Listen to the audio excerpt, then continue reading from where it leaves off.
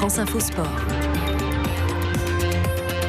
Le journal des sports, c'est avec Alexandre Vaux. Bonjour. Bonjour. Et Monaco, mangé à la sauce turque pour leur rentrée. Les Monégasques, les footballeurs du Rocher ont été battus par Fenerbahçe. Ce soir, suite des qualifications pour la Coupe d'Europe, la petite cette fois avec Lille et Saint-Etienne. Lui est auvergnat et il a hâte de découvrir les Jeux Olympiques. On entendra la nouvelle star du vélo français, Romain Bardet. Le football est donc de retour. Monaco hier, on va y revenir. C'est au tour de Saint-Etienne de jouer ce soir. Troisième tour préliminaire, aller de la Ligue Europa cette fois. On est un peu inquiet pour les Stéphanois qui accueillent les Grecs de l'AEK Athènes. Pourquoi ? Car ils ont joué 4 matchs de préparation sans en gagner un.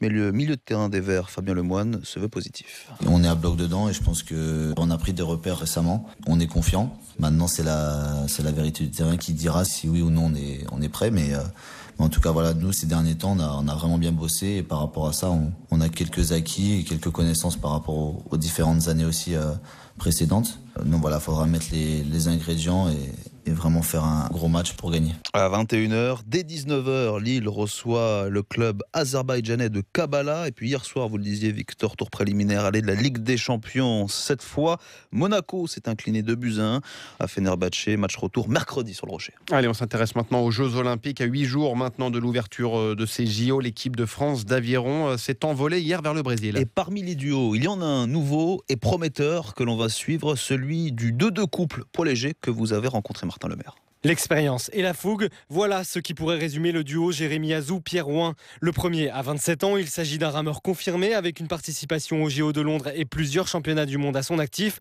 À ses côtés, Pierre Ouin, 22 ans, il verra quant à lui les Jeux pour la première fois à Rio. Selon ce jeune rameur, l'expérience de son partenaire sera primordiale pour mener à bien leur quête de médaille. C'est quelqu'un qui sait faire la part des choses en termes de travail et puis en dehors. Donc pour quelqu'un qui a envie d'apprendre, j'apprends énormément. Jérémy Azou pourra de son côté tirer profit de la jeunesse de son compère, celui que l'on surnomme Superman dans le milieu de l'aviron, ne tarit pas d'éloges sur Pierre Ouin qu'il considère comme son petit frère. Sa confiance envers lui est complète. On va partir au départ d'une finale olympique et vous partez à la guerre. Donc si vous savez que derrière vous avez quelqu'un qui ira donner 240 coups de pelle à 200% de ses capacités physiques, forcément ça vous libère d'une pression particulière et c'est quelque chose que je ressens beaucoup chez Pierre. Dans les échanges, dans les rapports humains, c'est quelqu'un de très facile à vivre. On suivra donc ce duo. Pendant ce temps-là, hier au Kremlin, Vladimir Poutine a reçu la délégation russe avant son départ. Ambiance glaciale, délégation amputée de près de 140 sportifs désormais après le scandale révélé d'un système de dopage d'État.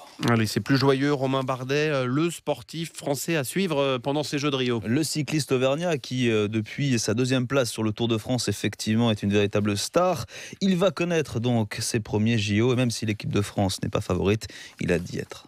Découvrir les Olympiques en tant que sportif, ça va être un grand moment, mais ça va arriver très vite dès le 6 août, le deuxième jour des Jeux Olympiques, notre épreuve sur un circuit très difficile, avec une équipe de France d'outsiders, mais qui sera très compétitive. Et pour moi, ce sera presque une 22e étape du Tour de France. Donc il va falloir bien se reconcentrer cette semaine sur cet objectif ultime de cette saison. Et bien se préparer, comme les tennisman, eux, de leur côté au Masters 1000 de Toronto, au Canada. Qualification cette nuit de Monfils, élimination en revanche de Pouille. Et puis preuve que les vacances ne font pas que du bien aux sportifs, l'entraîneur de Manchester City aurait écarté Samir Nasri de l'entraînement, visiblement revenu un peu trop lourd de vacances. La loi de Guardiola, pour revenir, il va devoir fondre.